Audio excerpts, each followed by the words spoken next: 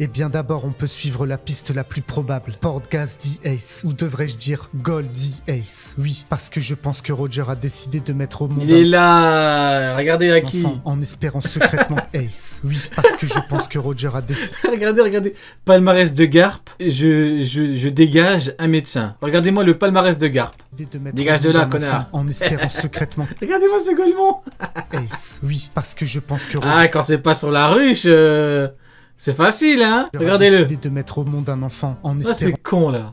secrètement Il l'a laissé crever, Rouge. cet enfant soit Joy Boy. Mais selon moi, Shanks n'en avait aucune idée. Shanks ne savait pas que Roger avait un fils. Du moins, pas au début. Et c'est là que toute cette théorie prend son sens. Le roux, après avoir volé le Gomu Gomu no Mi, a voyagé d'île en île. Et à chaque fois, c'est la même mise en scène. Shanks arrive avec son équipage. Ils font la fête d'une manière ou d'une autre. Et surtout, à chaque fois, un enfant attend le retour de Shanks. Un enfant qui aime la piraterie. Un enfant qui aime bien Shanks tout simplement. Un enfant innocent. Et là, c'est la mise en scène qui commence.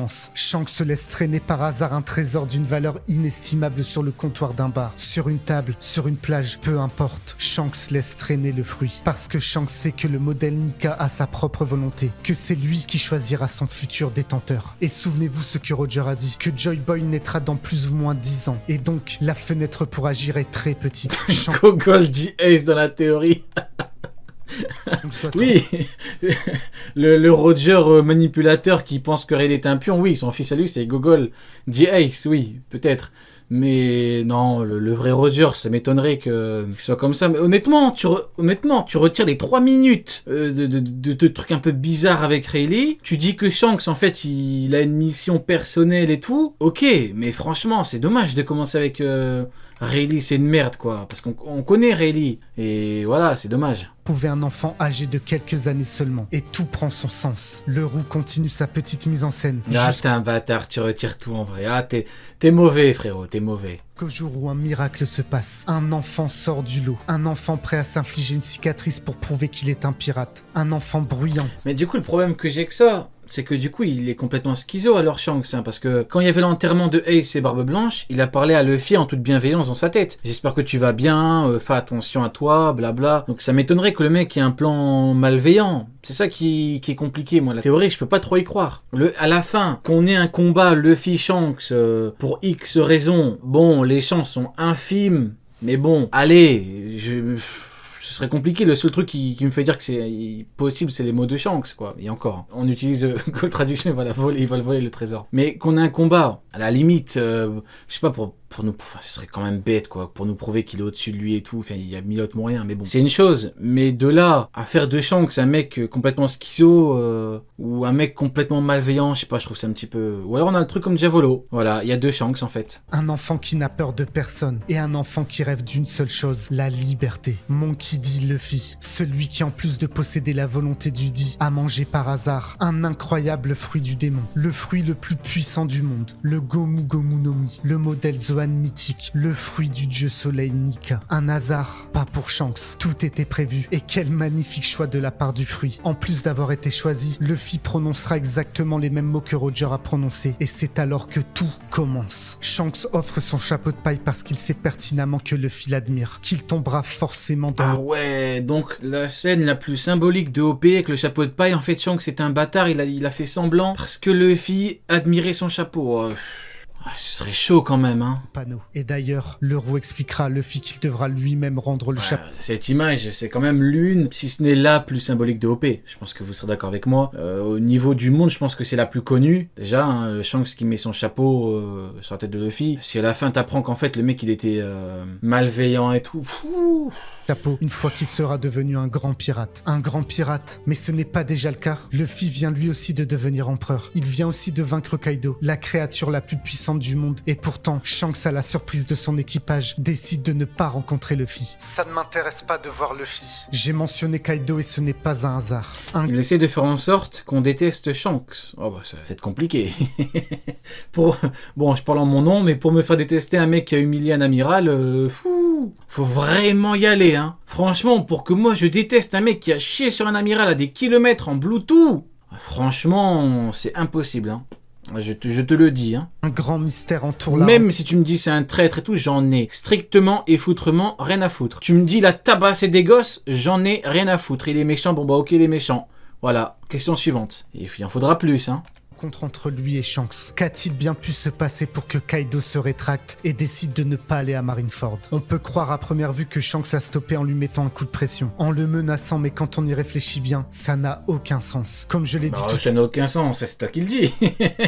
Ça n'a aucun sens, bon, c'est ton point de vue. à l'heure, Shanks n'est pas du genre à attaquer le premier, à créer le conflit. Au contraire, il aime parler, il aime... Oui, mais après, si Kaido veut lui chier dessus, si Kaido est là en mode, il se met en mode hybride, il lui dit qu'est-ce que tu veux. Shanks peut très bien lui mettre un coup d'Aki des rois et lui dire, écoute, si on combat maintenant, on va certainement mourir tous les deux, et c'est mieux que t'arrêtes. Et peut-être que Kaido avait d'autres projets qu'il a pas voulu. Enfin, c'est un exemple, mais il y a tellement de possibilités. Malheureusement, on sait pas ce qu'on a eu précisément, mais dire que ça n'a aucun sens, non, ça n'a pas aucun sens.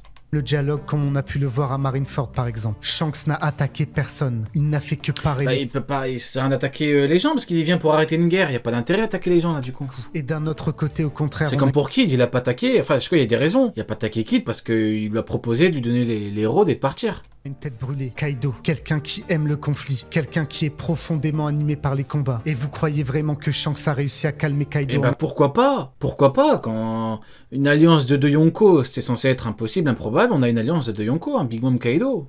Donc pourquoi pas? Provoquant. C'est pas un truc, t'as pas d'éléments concrets pour nous dire que c'est impossible. Sinon, du coup, il a fait comment? Il lui a dit ouais, ah ok, d'accord, c'est ça. Il lui a dit ouais, il y a Joy Boy qui va venir te voir dans 2 ans. Ouais, ok, d'accord. Ouais. Non, Shanks je comprends. lui a fait une promesse. Shanks a promis à Kaido que son vœu le plus cher va se réaliser, qu'il quittera le monde d'une façon héroïque comme Roger et Barbe Blanche. Que bientôt, quelqu'un viendra à Wano, qu'un combat légendaire l'attend dans 2 ans et que la seule condition pour que cela se produise... Donc ouais, pourquoi pas. Bon, moi j'aurais été Kaido, je leur ai dit bon écoute Madame Irma, l'astrologie, toutes ces conneries là, t'es en train de nous faire une Hawkins avec tes cartes, voilà, ta prophétie là, je sais même pas tu me la sors d'où, tu commences à me dire ouais ton rêve va se réaliser dans 2 ans, oui bien sûr. Bon après c'est moi, Kaido si c'est vrai, bon ça l'a écouté, il a écouté et il a eu raison. Bon il a quand même perdu sans avoir une mort héroïque comme il le voulait, mais bon. Moi, à sa place, j'aurais chié sur Shanks. J'aurais dit, bon, écoute, t'arrêtes de jouer au con, là, c'est bon. C'est justement... Comment ça se l'a joué, Shirley, là? De ne pas aller à Marineford. Autrement dit, Shanks a promis à Kaido que Joy Boy allait le combattre. Kaido a donc décidé de ne pas intervenir à Marineford et d'attendre patiemment... C'est vrai, effectivement. C'est vrai qu'après, il est dans le top de Kaido, Shanks, hein. Faut pas oublier, hein. C'est vrai que ça n'a aucun sens que Shanks ait montré de la puissance contre Kaido. Je suis désolé, hein. Il est dans le top, hein. Comment il est dans le top? Bah, il a dû lui faire comprendre que c'est chaud.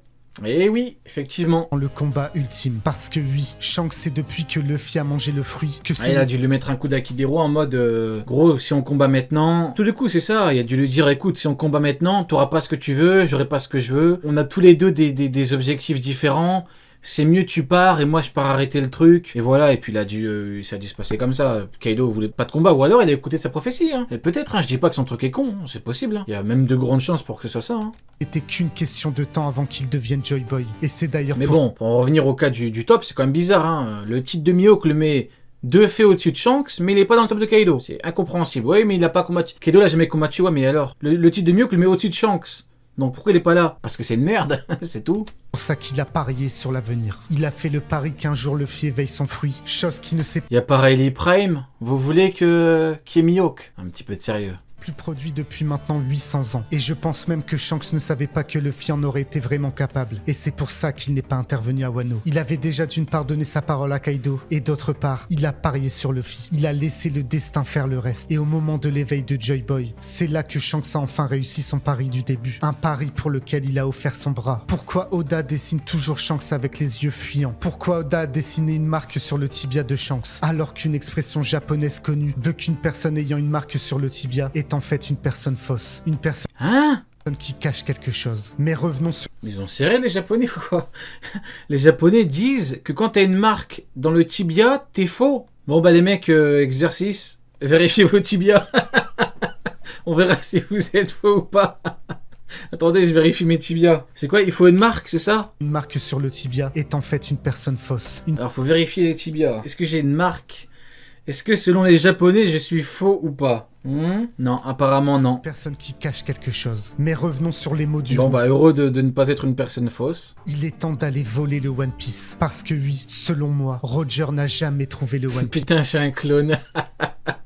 Ceux qui ont une cicatrice ou une marque, les mecs, vous êtes faux. Vous êtes sûrement des clones, voilà, vous êtes... ouais, c'est ça, exactement. Il s'y est approché, il a atteint Laugh Tale, mais il n'a jamais mis la main sur le One Piece à proprement parler. Et c'est pour ça qu'il dit être arrivé trop tôt. Roger n'a jamais dit une seule fois qu'il avait trouvé le One Piece, mais plutôt que le One Piece n'était pas une légende. Roger n'était pas digne du One Piece, parce que celui qui trouvera ce fameux trésor, c'est celui qui le dit depuis maintenant plus de 20 ans, Monkey D. Luffy. Et comme Silver Riley l'a dit, レイリーさん、俺は本当に驚いたよ。イーストブルー Voilà, vous me dites que lui, c'est un escroc. Il faut pas transposer la réalité de qui est Mihawk sur Shanks. Mihawk est une fraude. Mihawk est un escroc. Mihawk est un con, pas Shanks. Regardez-le. Cet homme est honnête. Cet homme est vrai. Cet homme représente la liberté. ロジャー船長と同じことを言うガキがいたんだ。 Ah, lui, c'est un vrai pirate, empereur. C'est pas l'autre qui s'est planqué chez les Shichibukai, enfin, s'il vous plaît. 船長のあの言葉。それ以来いつかモンキー D ルフィ君に会いたいと思っていた c'est le contraire de ce que Barbe Blanche a dit à propos de Teach, qu'il n'est pas celui que Roger attendait, parce que oui, Roger savait que celui qui trouverait le One Piece serait bel et bien un possesseur de la volonté du dit. Shanks le savait lui aussi, et c'est pour ça qu'il a tout misé sur Luffy. En plus d'avoir mangé le fruit, il est un dit. Et donc, quelle est la suite? Mais du coup, quel intérêt pour Roger de faire passer Rayleigh pour un con? Du coup, je comprends pas. On va revenir au début de la théorie, mais pourquoi Rayleigh est un pion? Pourquoi il a utilisé... Parce que Roger, là, il est mort, donc il verra pas le One Piece. Je comprends pas, c'est quoi l'intérêt, là, du coup? C'est bizarre un peu. Que va faire Shanks? Jusque-là, on pourrait croire que toutes ses intentions étaient bonnes. Il a sauvé Luffy du monstre marin. En fait, le problème de cette théorie, c'est qu'il y a une partie sur Roger qui n'a aucun sens, en fait. Il a sacrifié son bras, Je il a comprends pas. sauvé Luffy de Marineford et il a empêché Kaido d'intervenir. Il a toujours été bon envers Luffy. Alors pourquoi Shanks doit-il forcément être mauvais? Parce que n'oubliez pas son véritable but depuis le début. Son but n'a pas changé. Son but, c'est de voler le One Piece. Big screen de Google Traduction.